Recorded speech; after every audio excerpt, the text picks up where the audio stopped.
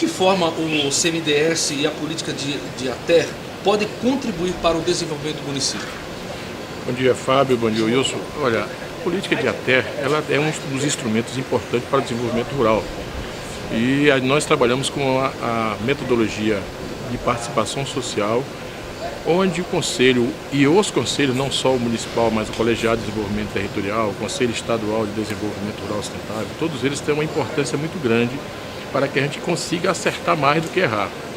Através dos conselhos você pode fazer um bom diagnóstico do município, o que é que trabalha, quais são as aptidões que você tem ali, quais são os sistemas produtivos que já estão sendo desenvolvidos e quais são as demandas de ATER.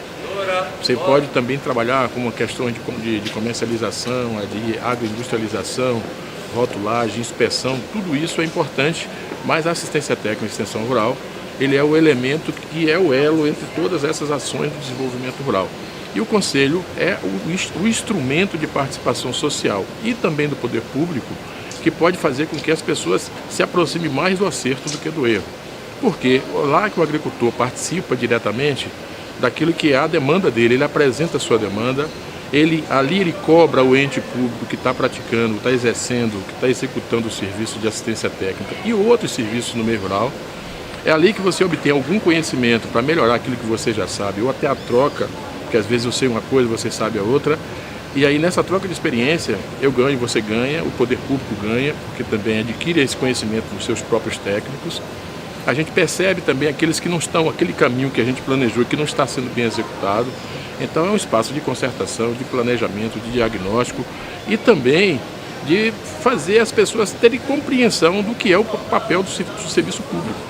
Se você olhar hoje, todas as notícias que se dá, assim, negando que o serviço público esteja atendendo de maneira satisfatória. A gente não tem setor nenhum do segmento público nenhum. Saúde, educação, segurança pública, as pessoas atendem de maneira satisfatória. E às vezes, aí você precisa fazer opções. E isso é necessário. Aquela história de priorizar aquele que mais precisa. E através desse conselho, que você vai chegar àquele que mais precisa, que muitas vezes o agente público não tem esse conhecimento. O conselho, ele é esse elemento que junta o demandante e o ofertante de um bom importante serviço, que é tanto infraestrutura como a ATER, como garantia safra, como fazer uma DAP, que é um documento importante para o agricultor. Então esse conselho, ele tem uma importância fundamental para o desenvolvimento ou para o atraso. Você vê que municípios que não têm um conselho bem estruturado, eles ficam muito aquém do que deveria acessar de política pública. Aquele que tem um conselho mais avançado, esses avançam mais ainda, adquirindo outras políticas, outros instrumentos. Conseguem avançar mais do que outros. Então, assim, a gente pergunta, por que tal município é mais avançado do que outro? Olhe que lá vai ter um conselho, vai ter grupos sociais mais organizados, vai ter grupo de produtores que já avançaram só da produção primária para uma produção secundária, para a transformação do produto, para um rótulo, para uma inspeção sanitária mais avançada. E aí você vai ver lá a agroindústria que já está produzindo chocolate, uma agroindústria que já está produzindo lá um carneiro já embutido, às vezes defumado, uma tilápia, pegando a tilápia e pegando o couro da tilápia, fazendo um sapato. Isso tudo passa por dois elementos: a participação social e o agente público atuando para garantir às pessoas o conhecimento e o acesso. Isso é fundamental.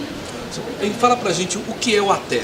A assistência técnica de extensão rural, ela é um serviço já há muito tempo, que no Brasil já vem lá de 1960, já se atuava muito aqui, porque tinha a Emater, que era a empresa de ATER, de assistência técnica de extensão rural do Estado, depois virou a EBDA. Hoje a gente tem uma superintendência, que é a Superintendência Baiana de ATER.